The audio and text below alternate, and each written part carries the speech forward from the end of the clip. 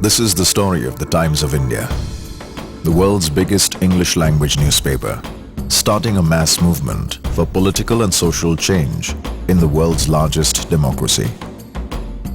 The idea was to light a fire that we fanned and fueled over the next several months through press, internet and television advertising, coupled with all manner of public demonstrations, television content programming, news coverage, speech making and voting.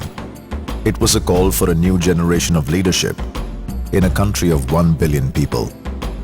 It all began with us writing the front page of the Times of India on the 1st of January 2007 to mark the dawn of India's 60th year of independence.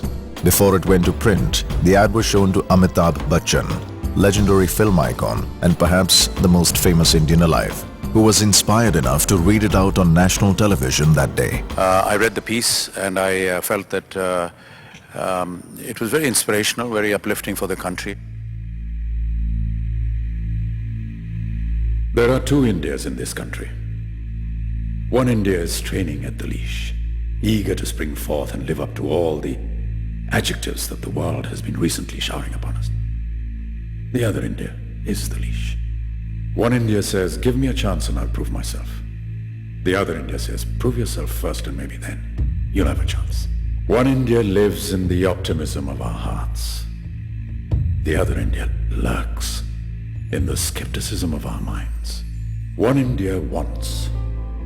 The other India hopes. One India leads.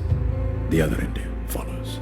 And quietly, while the world is not looking, a pulsating, dynamic new India is emerging.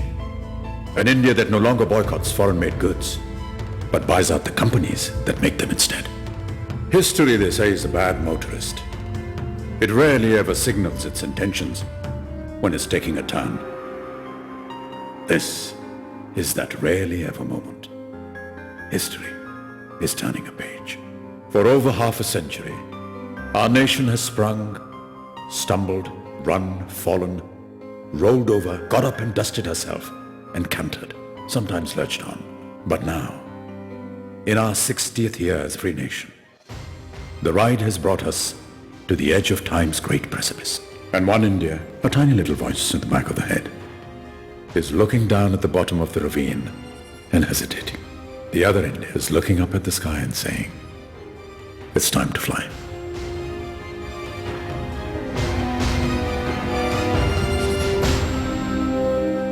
Almost overnight, this single ad was downloaded millions of times, triggering off a massive public debate that spilled out onto the streets and in mainstream media, gathering momentum and arousing opinions along the way.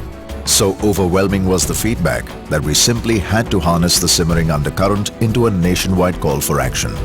It was time to launch the next phase of the Times of India campaign and empower normal citizens to stop talking about issues and start doing something about them instead.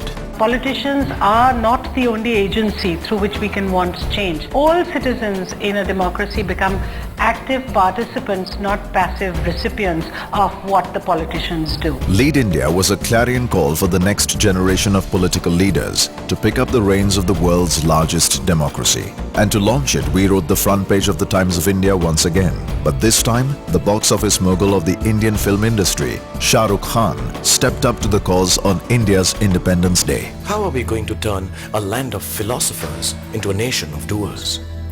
Are we going to keep thinking about what we should be doing or do something about what we are thinking? Are we going to simply shrug our shoulders and blame our infrastructure, our bureaucracy and our political system? Or are we going to roll up our sleeves, get up and actually do something about it?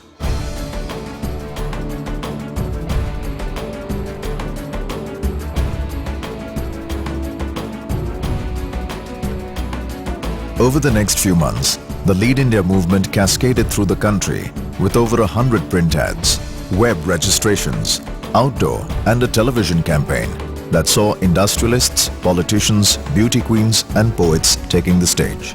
More than 34,000 citizens stepped forward as future political leaders. They were filtered down to 24 and then finally to 8 through a rigorous session of interviews, debates, group discussions and eventually public voting through SMS. Doesn't matter who becomes the leader, any one of you. But if you make a difference to them, that matters. Finally, on the 2nd of October, the birth anniversary of Mahatma Gandhi, these 8 courageous Indians got ready to face the nation on a primetime reality show on national television. Star TV, the country's largest television network, now joined the Times of India and the Lead India movement. In the next 10 weeks, these 8 would fan out across the countryside tackling real citizen issues, facing the toughest grilling sessions from accomplished names in public life, and garnering support for the cause they believed in. The Times of India had placed 8 potential new leaders on the national stage. Soon the race to the finish began hotting up, and Indians across the country went to vote via SMS for a winner who would receive $100,000 to fund any public project, win a scholarship to the Kennedy School of Political Leadership, and a platform to contest the next general elections. Finally, on the 9th of February 2008, Mr. R.K. Mishra was crowned by the Times of India as the winner of the Lead India campaign. The honours were done by none other than the former President of India, Dr. APJ Abdul Kalam. I believe Lead India movement is the best movement I have come across. And so, a campaign that started as one single ad for a newspaper ended up championing the cause for change and fresh leadership in a democracy that's 4 times the size of the USA. Today, all 8 candidates have taken the stage in public life, and the Times of India may have well helped unearth the country's next Prime Minister.